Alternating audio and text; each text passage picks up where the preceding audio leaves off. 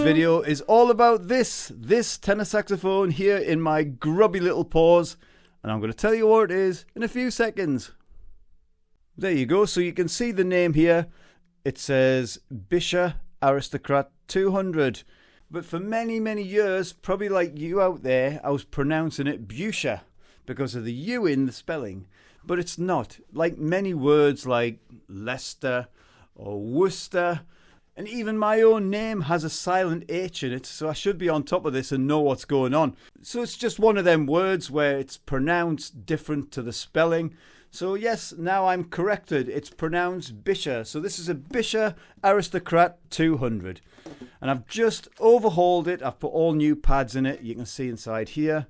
As you can see, nice new pads on the right hand stack and then on the left hand. And it's all shiny. And this tenor saxophone is actually from the 1980s. Well, from 1980 to be precise. So it's 45 years old. Wow, I'm feeling absolutely ancient now, because when you say 1980 and then say 45 years, it just does not make sense to me because it feels like yesterday. But time is one of them things that goes very fast, as we all know. So let's enjoy the hell out of it. But time seems to have stood still for this little beauty because it seems to be in what you call amazing condition for its age. Of course, there's some little marks, some little scratches now and again, just the normal things like neck strap marks and things like that. But overall, wow.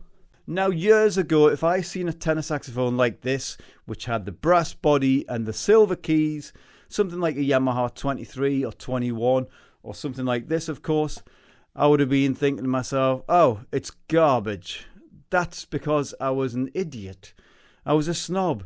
Now, I can safely say I'm cured of that horrible saxophone player's virus. You look at a saxophone, judge it, and then think because if it's a certain name or not a certain brand, then it must be garbage. But there's also a lot of saxophones out there which do surprise you, and I've been lucky enough to try a lot of them. And this one is another one in my list, or I should say my stable of saxophones. Now, I've come to the studio and I've completely forgot my neck strap. So, in the next part of the video, before you point it out, yes, I know I'm not wearing a neck strap, but that's just me. I'm a bit weird like that. So, let's get into it. Let's have a listen to what this Buescher Aristocrat sounds like. Here we go.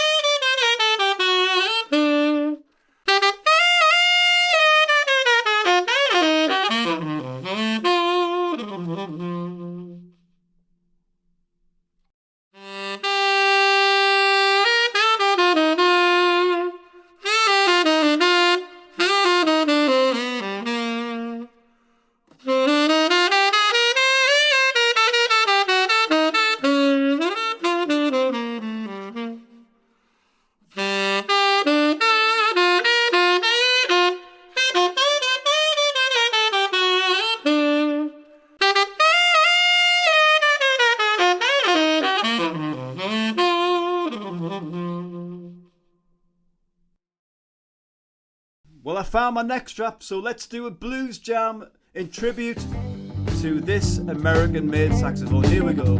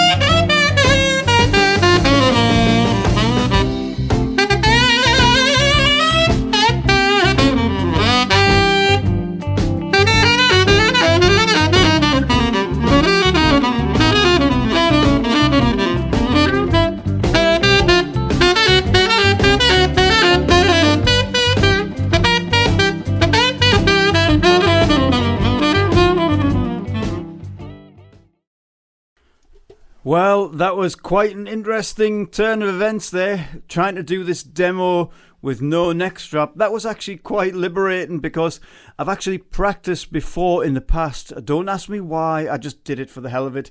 I've done it before without a neck strap. I know some people might think that's strange, but for me it just helped my balance a bit. It helped me get grounded and secure instead of moving around too much, because I watched a video of myself playing years and years ago and I was all over the place. My technique, my mouth was all over, and I thought I need to center myself. When I was doing my practicing, I was doing 10 minutes without the neck strap, and it was very good for helping me with my balance. I'm not suggesting that you out there do it. Don't try that at home unless you want to drop your saxophone. But there's so many creative thoughts that you can use when you're forgetting your neck strap, and this was one of them. But that doesn't detract me from this saxophone, this Buescher 200 Aristocrat.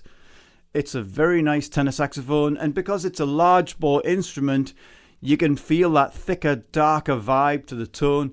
For me, it's a lot darker, and don't mean that in a negative way. It just means it has like a thicker, fatter sound across the register compared to, say, my Beast or my Yamahas or whatever. And it does feel nice, but of course, if you're used to like Yamahas, Selmers, Yanagisawas, this will feel a bit strange at first, but once you get used to the fingerings, which takes like not long at all, if you put some work into it, took me a few minutes, then you're going to enjoy this because the sound characteristic is very nice.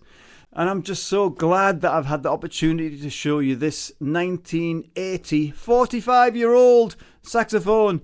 It's younger than me, it's better looking. Wow, I feel so insecure now. That said, I'm going to go and have 10 showers because I feel cheap and nasty. So I will hopefully catch you lot in the next video, and I wish you a fantastic day. You will see me and maybe this saxophone in the next video. Have a great day.